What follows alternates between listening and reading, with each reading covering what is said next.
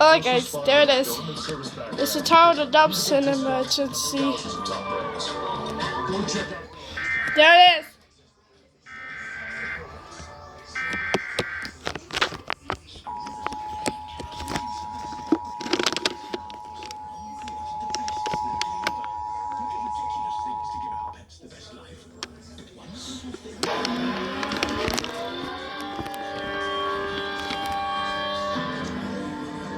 This is an activation of the Amber Alert system at the request of the Grand Prairie Police Department.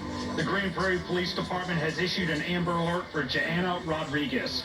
She is an 11-year-old black female, has brown hair, blue eyes, is 4 feet and 11 inches tall, and weighs 95 pounds. She was last seen this afternoon at 3 p.m. at 1410 State Highway 161 in Grand Prairie, wearing a yellow shirt, pink shorts, and brown boots. If you have any information on this Amber Alert, please contact the Grand Prairie Police Department or call 911.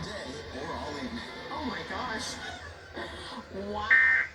I'm just in love with the mirror right now. Jump on board and say yes to this amazing